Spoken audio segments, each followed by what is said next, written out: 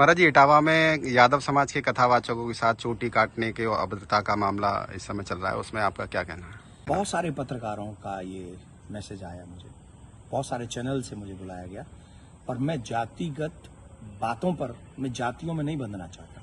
मैं सनातन कार्य के लिए कार्य कर रहा हूं, मैं सभी सनातनियों को जोड़ना चाहता हूं। रही बात चोटी काटने की, गलत है। किसी के भी साथ दुर्व्यवहार नहीं करना चाहिए। कोई भी किसी भी प्रकार का दुर्व्यवहार करता है वो ठीक नहीं। हम तो इसका प्रचार करते हैं, तिलक रखो और चोटी रखो, कलावा बांधो, कंठी पहनो, इसका हम प्रचार करते हैं। रही बात दूसरी कि जो लोग जातियों के लिए, मैंने तो देखा कि एक गांव में घटना घटी और उसमें बड़े बड़े देश के बड़े नामचीन नेता आकर बयान दे रहे हैं और वो जातियों के विरोध में बयान दे रहे हैं, और वो वही काम कर रहे हैं जो अंग्रेजों ने किया था। मैं ये जानना चाहूंगा, अभी आप लोगों ने भी सुना होगा, मथुरा में एक कांड हुआ था, एक टेम्पो वाला पकड़ा गया था और उसने 23 लड़कियों के साथ दुर्व्यवहार किया था। उनकी वीडियो, उनकी पिक्चर्स और उनके सब हैं, और वो हट जाति के थे। वो बच्चियां जो थी वो हट जाति की थी। तब कहां चले गए ये सारे मर्द? क्या एक पुरुष का मान सम्मान स्त्री के मान सम्मान से ज्यादा है? हम स्त्री के मान सम्मान के लिए क्यों नहीं खड़े हुए? इसका मतलब ये नहीं मैं कह रहा हूं कि पुरुष का अपमान हो जाए तो हो जाए, अपमान किसी का नहीं होना चाहिए। जब लोग मूत्र जिहाद करते हैं, लब जिहाद करते हैं, थूक जिहाद करते हैं, तो वो जब थूकते हैं ना भोजन में, तब इसलिए नहीं थूकते कि ब्राह्मण पंडित जी जय लेंगे। उसमें सब आते हैं, पंडित जी भी आते हैं, यादव जी भी आते हैं, सिंह साहब भी आते हैं, अग्रवाल जी भी आते हैं, चौधरी साहब भी आते हैं, लिमका भी आते हैं, ढिमका भी आते हैं, सब आते हैं। वो सबके लिए थूकते हैं, वो सबके लिए मूतते हैं, वो सबकी बहन बेटियों पर नजर रखते हैं। तब क्यों नहीं बोलते हम और आप सभी?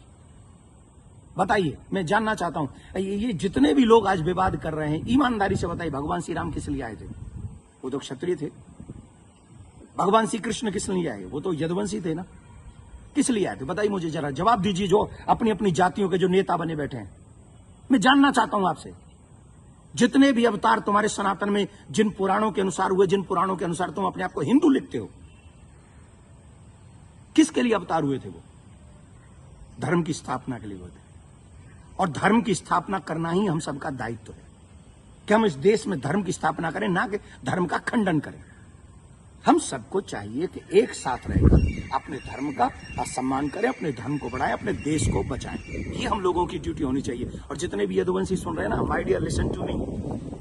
निश्चित तौर पे मेरा जन्म जो है ब्राह्मण कुल में हुआ है, लेकिन आपको एक और बात बता दूं, यदुवंशी मेरे हैं सब। पूछिए कैसे?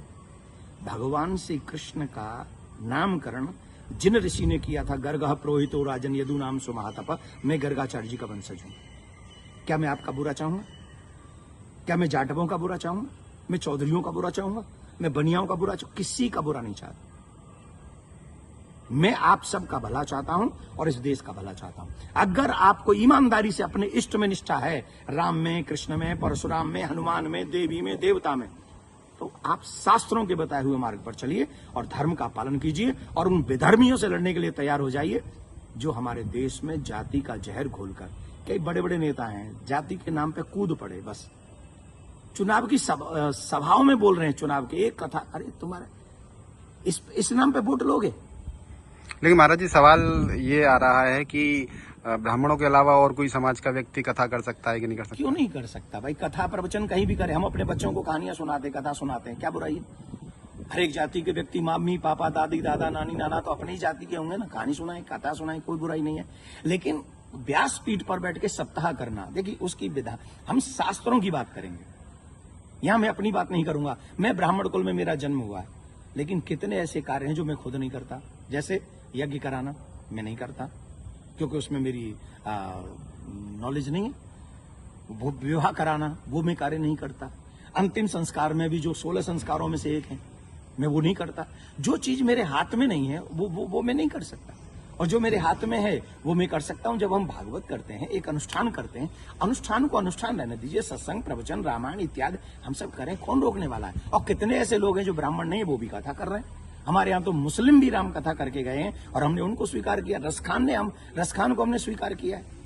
रसखान के पद हम लोग गाते हैं। तो इसमें जाति के चक्कर मत पड़िए, जाति बंधन मत फैलाइए। मैं हाथ जोड़ के प्रार्थना करता हूं, आइए हम सब एक हों, सनातन, देश और धर्म और आने वाली पीढ़ी को बचाएं। यही हमारा दायित्व है।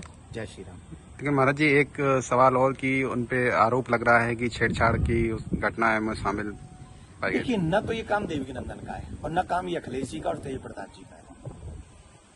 जो चीजें हुई हैं, अब कह रहे हैं कि 2 आधार कार्ड मिले हैं, कोई कह रहा है उनको छेड़खानी हुई है, कोई कह रहा है उनकी चोटी काटी, उनका अपमान किया गया।